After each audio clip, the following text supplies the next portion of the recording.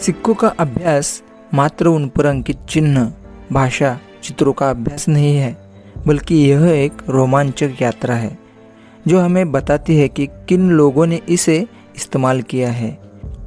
सिक्के हमें बताते हैं कि कैसे लोग अपनी रोजी रोटी खरीदते थे, कैसे काम का मुआवजा दिया जाता था, किस राजा ने किस आस्था से सिक्के जारी किए थे। सिक्के बताते हैं कि कौन विजयी हुआ, कितने सालों तक साम्राज्य बने रहे और कैसे उनका पतन हुआ।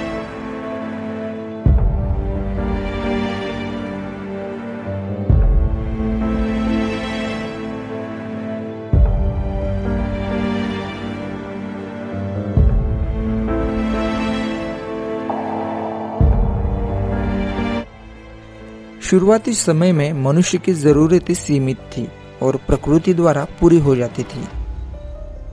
उसके बाद शुरुआत हुई बार्टर सिस्टम और कमोडिटी मनी की, जिसमें गाय, कपड़े, धान, नमक, कीमती पत्थर जैसी चीजें लेन देन व्यापार का माध्यम हुआ करती थी। मुद्राओं का आविष्कार होने से पहले सारे काम बार्टर सिस्टम द्वारा किए जाते थे, लेकिन इस प्राचीन वस्तु विनिमय में अनेक प्रकार की कठिनाइयां थी और इस कारण मुद्राओं का विकास शुरू हुआ, जो मनुष्य की रोजमर्रा की जिंदगी में जीवन आवश्यक वस्तु के लेन देन के लिए सबसे महत्वपूर्ण और उपयोगी आविष्कार था। भारतीय उपमहाद्वीप में मुद्रा की कल्पना 2600 साल पहले विकसित हुई थी। 6ठी शताब्दी ईसा पूर्व में यह प्रैक्टिस त्याग दी गई और धातु के टुकड़ों को उनकी विभाज्यता, टिकाऊपन और सुवाह्यता के कारण अपनाया गया और इस तरह सिक्कों की शुरुआत हुई।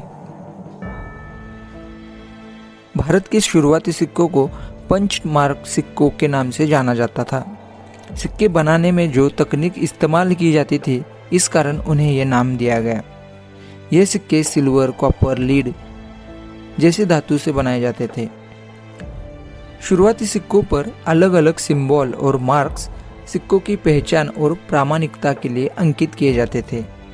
समय के साथ साथ सिक्कों की रचना बदलती गई और सिक्कों पर ब्राह्मी, खारोष्टी, ग्रीक, नगरी भाषा का उपयोग किया गया। सिक्कों पर सिंबल्स और मार्क्स की जगह राजाओं के चित्र अंकित किए जाने लगे और सिक्कों की रिवर्स साइड पर देवताओं के आशीर्वाद पाने के प्रयास में राजा देवताओं के चित्र अंकित करने लगे। पहली दूसरी सदी में सिक्कों पर डेट अंकित की जाने लगी और सिक्कों का वजन भी तय किया जाने लगा। शुरुआती बार्टर सिस्टम से लेकर धातु के सिक्के तक और आंतरिक धातु के मूल्य से टोकन मनी तक मुद्रा अलग अलग बदलाव से गुजरी है और गुजरती रहेगी।